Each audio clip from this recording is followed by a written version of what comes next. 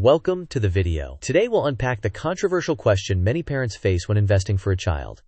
Should you stick with a high-performing but high-fee managed service, or shift to cheaper index funds? We'll explore the math behind fees, long-term compounding, account ownership pitfalls for minors, and a practical plan to reduce costs while staying secure. Let's dive in. Here's our roadmap. First, we'll frame the dilemma. Next, we'll quantify how fees erode returns over decades. Then we'll compare active versus passive strategies, followed by critical account ownership issues for minors. After that, we'll lay out a practical plan you can adapt. We'll include short quizzes, and finally, we'll end with key takeaways and next steps. The central conflict is seductive short-term outperformance versus the grinding, compounding drag of fees. Many services showcase high recent returns, sometimes 18 to 20%, which feel thrilling.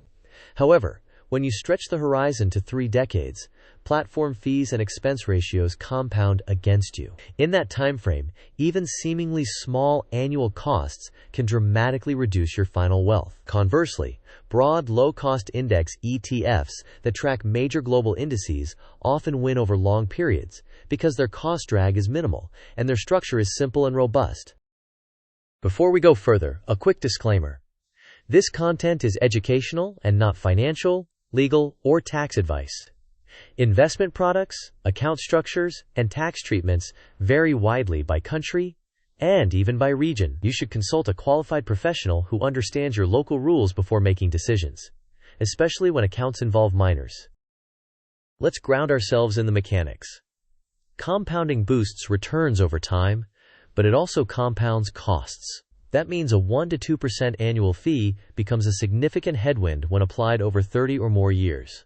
The difference between paying 2% versus a fraction of a percent can translate into tens or even hundreds of thousands of dollars foregone, depending on the starting amount and contributions. For this reason, low-cost, broad-market ETFs frequently outperform higher-fee alternatives over long horizons. Additionally, the perceived security of a product should arise from regulatory stability and low operational complexity, not from headlines or marketing claims.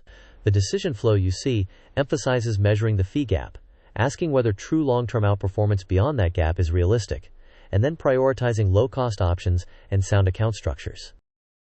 This flowchart begins with the investor's starting point and evaluates fee levels. If fees exceed a threshold, say 0.75% annually, you calculate the fee delta relative to a passive ETF. Next, the key question is whether you can credibly expect consistent outperformance that exceeds the fee delta, after taxes, across a decade or more. If you cannot, the path leads toward a low-cost global index ETF.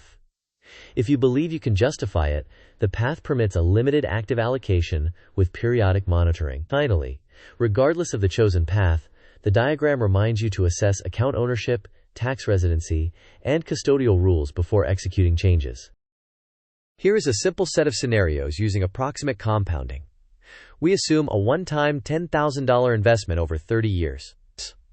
If both the market and the active fund have the same gross return of 10%, the high-fee active option at 2% ends up with an 8% net return, producing roughly $100,600. The low-cost ETF at 0.1% fee nets 9.9% and ends near $169,400. If the active option slightly outperforms at 11.5% gross, after 2% fees it nets 9.5%, still below the low-cost ETF, and ending near $153,300. Only with stronger sustained outperformance at 13% gross, netting 11%, does the active option exceed the low-cost ETF at approximately $229,000. These are pre-tax approximations and ignore periodic contributions, but they illustrate how fees set a high hurdle for active strategies to clear consistently. On the left, high-fee active strategies can sometimes deliver short periods of outperformance.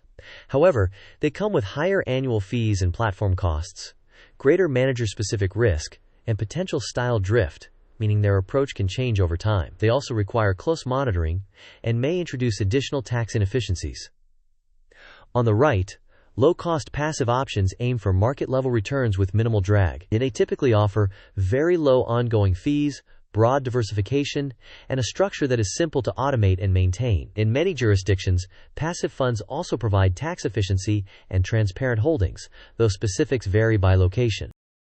Account ownership decisions for minors can create unintended consequences. In many regions, assets held directly in a child's name may reduce eligibility for needs-based financial aid later on. Moreover, when custodial accounts transfer to the child at the age of majority, there can be tax implications or reporting obligations that are easy to overlook. Inheritance and gift rules vary significantly across countries. Therefore, before designating ownership, it is prudent to consult an expert who understands the tax and inheritance laws of your country. When evaluating vehicles, prioritize strong custody arrangements and regulatory stability, low operating costs with clear fee schedules, and simple, broad market exposure such as a global index approach. This pie chart illustrates hypothetical cost layers that reduce investor returns. The management fee is a major slice, while platform fees, trading spreads, and taxes or withholding also contribute. The specific proportions will vary by provider and jurisdiction, but the visual reinforces that multiple frictions can erode performance simultaneously. Minimizing each layer enhances your net result. Here is a practical pathway. First, list every fee you pay, including platform costs, management expense ratios, trading commissions, and any hidden charges. Next, calculate the fee difference relative to a low-cost global ETF alternative. Then, investigate the rules for owning assets in a minor's name where you live. And confirm the tax treatment for capital gains, dividends, withholding taxes, and any transfer events. Select broad, low-cost ETFs that track global indices from reputable issuers and hold them in a secure, regulated account with robust custody. Automate your contributions and rebalancing to avoid behavior-driven mistakes. Finally, review annually, with an emphasis on net returns after all costs and taxes, rather than short-term performance headlines. Quiz time. Over multi-decade horizons, which metric should you prioritize most? Option A, headline gross performance. Option B, last year's top-performing fund. Option C, net return after fees and taxes. Option D, marketing ratings. You may pause the video now to think about the answer. We will discuss the answer in the next section of the video. The correct answer is C, net return after fees and taxes. Compounding costs and taxes have an outsized impact over long horizons, so your focus should be on what remains after all frictions, not on headline gross figures or recent winners.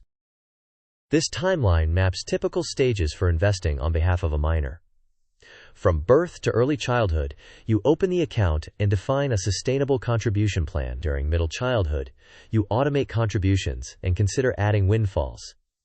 In teenage years, you reassess account ownership and the potential impact on financial aid. At the age of majority, you plan any custody transitions and confirm how the assets will be treated for aid calculations. In early adulthood, you maintain tax awareness, including lot management where applicable, and continue to prioritize long-term allocation. Throughout, the consistent theme is staying the course and minimizing fees. Second quiz. Which statement about custodial accounts for minors is most accurate? Option A, they are always tax-free. Option B, they can affect eligibility for needs-based financial aid in some regions. Option C, parents retain unlimited control after the child reaches majority. Option D, the rules are identical worldwide. You may pause the video now to think about the answer. We will discuss the answer in the next section of the video. The correct answer is B. In many jurisdictions, assets held in a minor's name can affect future eligibility for needs-based financial aid, and the transfer of control at the age of majority can trigger tax or reporting obligations. Rules differ widely, so always confirm locally. Here are the essentials. First, fees compound against you, so minimize them consistently. Second, over long horizons, passive and low-cost global ETFs frequently outperform higher fee active funds. Third, focus on net return after fees and taxes. Fourth, be cautious with account ownership for minors because of potential financial aid and tax implications. Finally, keep the structure secure, simple, and automated.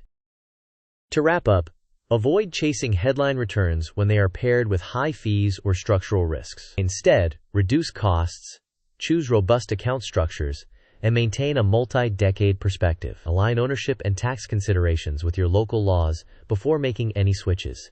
And above all, remember that fees matter more than market noise. Thanks for watching.